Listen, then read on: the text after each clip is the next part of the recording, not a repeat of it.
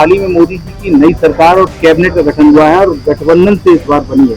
कैसे देखते हैं, क्या जो अन्य दल हैं उनको किस तरीके से, क्या उनको मिलने चाहिए थे बड़े विभाग? उनको भी बड़े विभाग मिलने चाहिए थे, क्योंकि उनके द्वारा से सरकार उनकी बन रही है और उनको नहीं मिलेगा ये तो क्या चल पाएंगे कि नहीं चल पाएंगे। अगर उनका मंत्री पद नहीं मिले उनके हिसाब से तो नहीं चल पाएंगे सरकार। टूट सकती है? हाँ, टूट सकती है। 5-6 महीने या साल भर चल सकती है, उसके बाद नहीं चल पाएगी। ठीक है, नई कैबिनेट क्या, सारे लोग बीजेपी के हैं। बड़ी बड़ी कैबिनेट में जो भी लोग हैं वो सब पुराने लोग हैं, और जो गृह मंत्री से लेकर रक्षा मंत्री, वित्त मंत्री, ये जो है तो सब दोबारा से उनको बनाया गया। अच्छा है, जो भी कैबिनेट है अच्छी है, लेकिन गठबंधन बहुत दिन तक चलने वाला है नहीं, क्योंकि जितने भी कैबिनेट में जो भी मेन पद है वो सब अपने बीजेपी के नेताओं को, गठबंधन को खाए। कि अभी हाल ही में मोदी सरकार और उनकी नई कैबिनेट का गठन हुआ है, इसको आप कैसे देखते हैं कि गठबंधन से बन पाएगा? हमारे हिसाब से ये सरकार नहीं चलने वाली है, गठबंधन सरकार ये नहीं चलेगी, क्योंकि इन्होंने झूठ बोल के मंत्री पद की शपथ तो दिला दी है, लेकिन उनको उनके हिसाब से मंत्री पद नहीं दिया गया है, स्पीकर से उनके हिसाब से नहीं बन रहा है। इस वजह से ये आगे चल के सरकार नहीं चलने वाली है। देखिए, मोदी की जो नई सरकार है तो अब उसको तो मोदी की सरकार कहेंगे नहीं, एनडीए की सरकार कहेंगे, क्योंकि इस समय वो फुल मेजॉरिटी में है नहीं।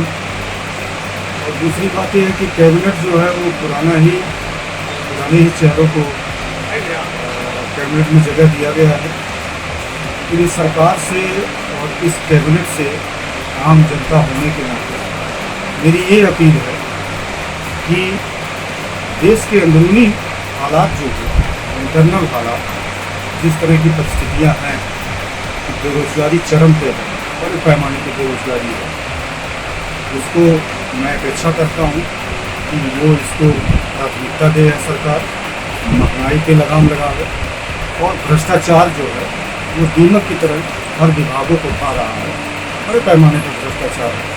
मैं यही चाहता हूँ कि इस बार जो एनडीए की सरकार है और जो इसके कैबिनेट मिनिस्टर हैं वो देश के अंदरूनी हालात पे ज़्यादा बेहतर ढंग से फोकस करें, क्योंकि खाई बढ़ती जा रही है, गरीब और गरीब होता जा रहा है, अमीर और अमीर होता जा रहा है। जिस हिसाब से देश में टैक्स लिया जा रहा है सारी वस्तुओं को, हमारे ही खून पसीने की कमाई से, तो उसको किस रूप में कितने बेहतर ढंग से मुझे रिटर्न करूँ, इस सरकार की ज़्यादा जिम्मेदारी बनती है।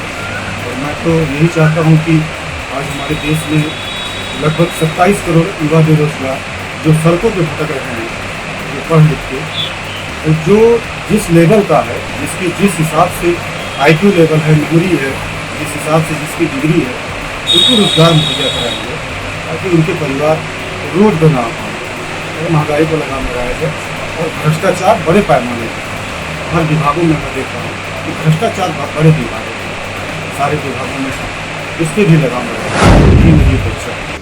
मोदी सरकार द्वारा जो कैबिनेट बनी है उसमें सभी समाज को समाहित करके मोदी सरकार में जो है मोदी द्वारा कैबिनेट बनाई गई है।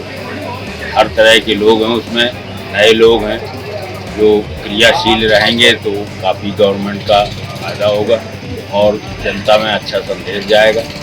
और जो मोदी द्वारा कहा गया है कि आप मंत्री बन के केवल बैठे ना रहें, क्षेत्र में कार्य करें, अगर उनकी बातों का ये लोग पालन करते हैं तो इससे जो है मतलब जनता में अच्छा संदेश जाएगा और गवर्नमेंट अच्छी तरह से चलेगी। हाल ही में नई सरकार मोदी जी की गठन हुई, कैबिनेट का गठन हुआ, भारतीय जनता पार्टी की सरकार जरूर बनी है और एनडीए की सरकार बनी है, जबकि भारतीय जनता पार्टी को पूर्ण बहुमत नहीं मिला है इस समय।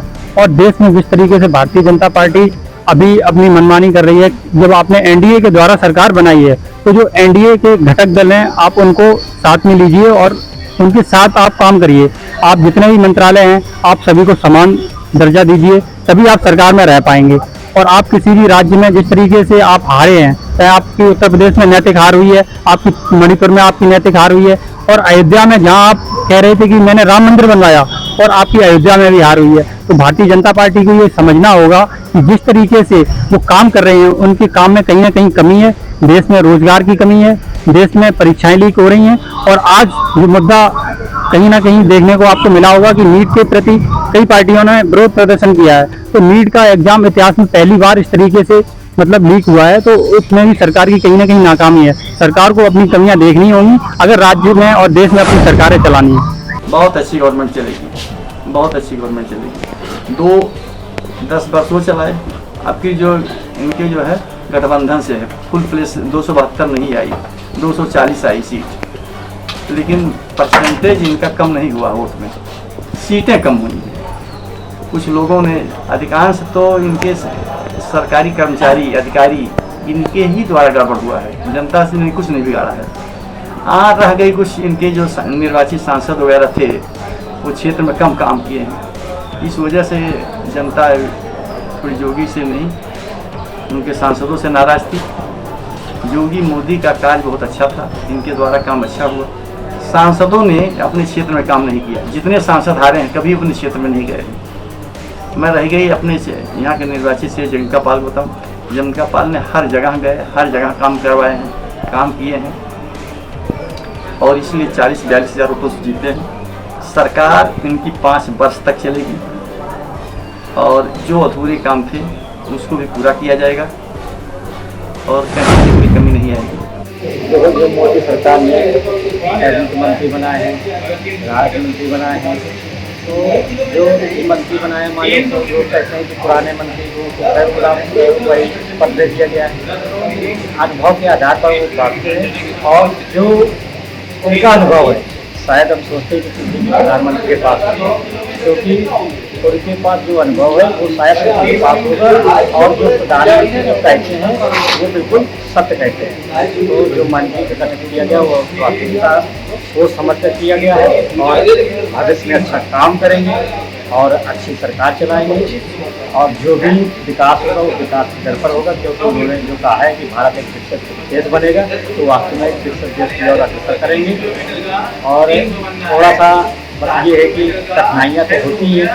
कठिनाइयाँ क्यों होती हैं? क्योंकि जो देश चलाता है भाई, जैसे हम परिवार चलाते हैं, और परिवार चलाने में जो कठिनाइयाँ आती हैं तो हम लोग पैसे देते हैं, वो तो पूरा देश चला रहा है और समझ के चला रहा है। हमें पूरा उम्मीद है कि वो जो मंत्री बनाए हैं और अच्छा कार्य करेंगे और अच्छा देश को अग्रसर करेंगे, विकास की ओर ले जाएंगे। मोदी जी की कैबिनेट की जो सरकार बनी है बहुत ही अच्छी बनी है, चुनिंदा लोगों द्वारा बनाई गई है, और ये इतनी अच्छे ढंग से बनाई है कि इसका कोई कहना नहीं है। ये सब लोग मिलकर इस तरीके से उन्नति करेंगे कि सबको आगे ले जाएंगे, सबको बढ़ाते ले जाएंगे। और जो गरीब आपके लिए किसान लोग जो कहते हैं कि हम पीछे रह गए या हम समस्या में आ गए, किसानों का तो बहुत ही हितकारी है, मजदूरों के हितकारी में हितकारी है। आप राशन ले लीजिए, रिक्शा, तिर्री, और जो चलाने वाले साधन हैं, अपना जीव रोजमर्रा की जिंदगी से बिताने वाले हैं, उनका तो बिल्कुल उजागर हो गया। समझ लो भविष्य उज्ज्वलता की ओर चले जाने वाला है, और भविष्य में जो मैं समझता हूँ सरकार बिल्कुल बहुत अच्छी चलेगी और चलती आई है। ऐसी ही सरकार भगवान बनाए रखे और सबका साथ देते हुए सबको पार कर ले जाएगी। माननीय प्रधानमंत्री नरेंद्र दामोदर दास मोदी के प्रधानमंत्री बनने पर भारत को बहुत कुछ अपेक्षाएं हैं। विकसित भारत के कंसेप्ट को पूरा करने में हम सबको बहुत अपेक्षाएं हैं, और पिछले शासन में उन्होंने अनुच्छेद 370, 35A ये सब समाप्त करके जम्मू कश्मीर जैसे राज्य में जहां आतंक का पर्याय बना था उसमें बहुत हद तक सफलता मिली है। यहाँ तक कि कारोबार करने में अब भारत के लोगों को सुगमता प्राप्त हुई है। कुछ छिटपुट घटनाएं इधर हुई हैं, और जिस दिन वे शपथ ले रहे थे उस दिन जो है कटरा से वापसी में और यात्रियों के साथ जो दुर्घटनाएं हुई हैं, जो गोलीबारी हुई है, 10 लोगों की मृत्यु हुई है, 33 लोग घायल हैं।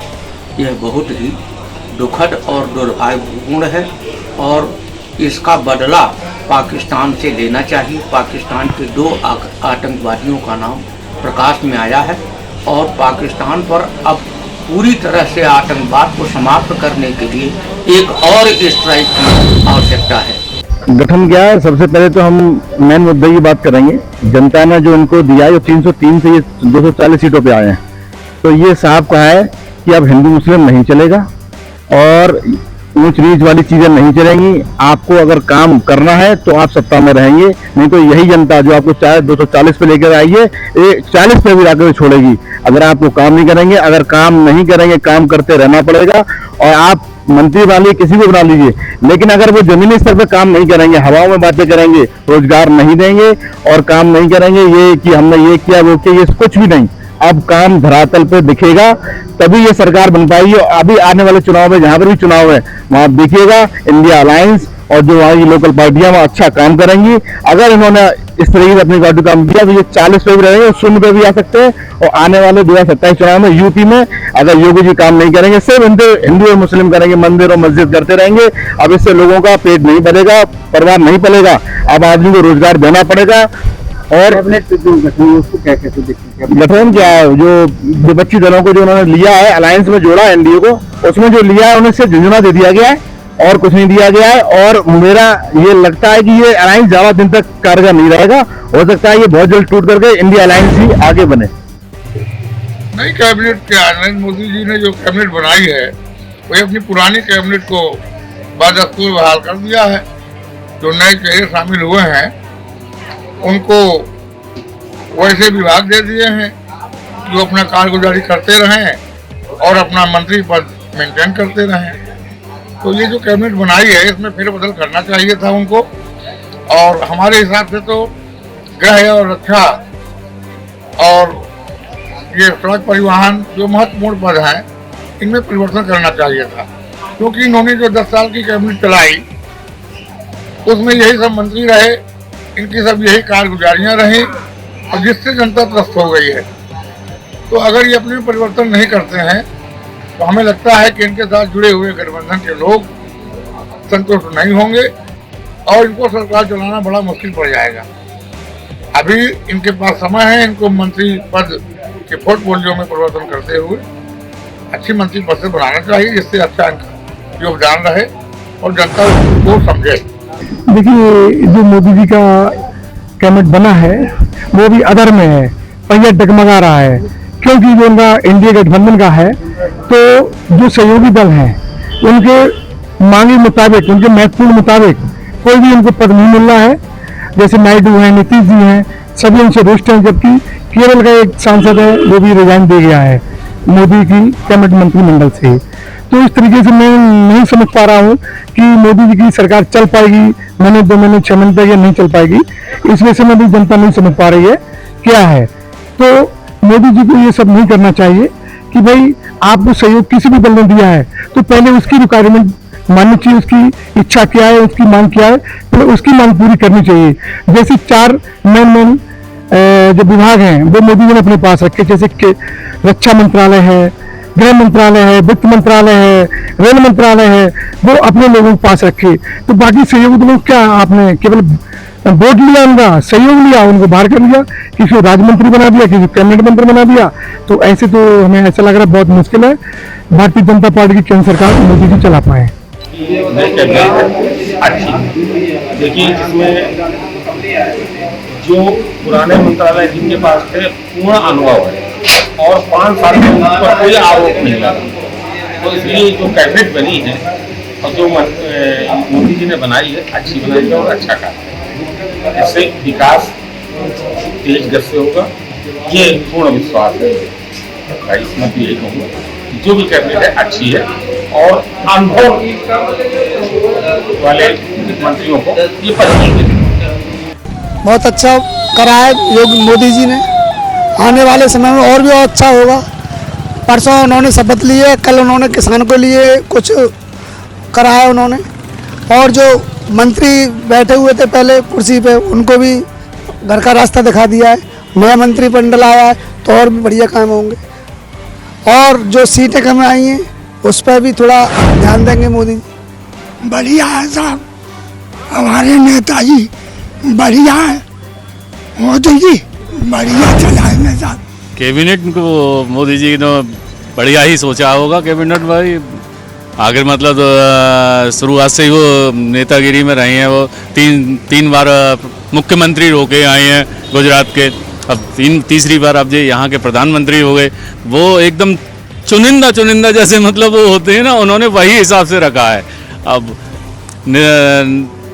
वो नितिन गडकरी हैं, वो राज्य परिवहन मंत्री हैं, तो जो उन्होंने पहले में जो 5 साल में तो उन्होंने बनाया कुछ, अब उसको और आगे विकसित कर देंगे वो एक साथ।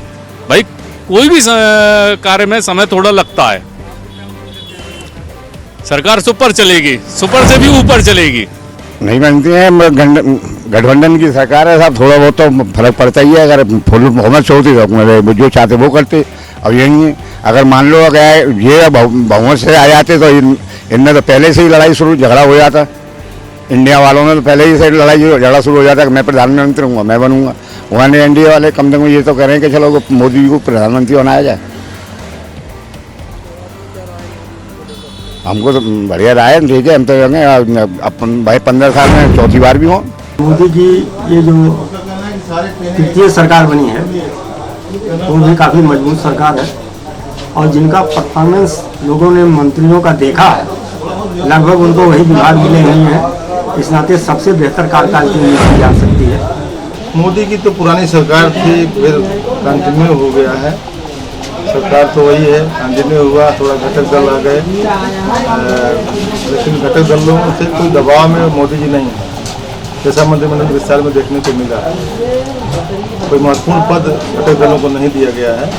इससे लगता है कि मोदी की जो नीतियां हैं वो यथावत चलती रहेंगी, और देश जो मोदी जी का एक उन्होंने संकल्प किया है कि देश को तीसरी आर्थिक महाशक्ति के रूप में देखा जाएगा। उम्मीद है, हम करते हैं कि वो इस कार्यकाल के पहले ही आधे कार्यकाल तक ही वो अपने लक्ष्य तक पहुंच जाएंगे और देश आगे बढ़ेगा। मोदी की नई सरकार और नई कैबिनेट जो है बहुत संतुलित है।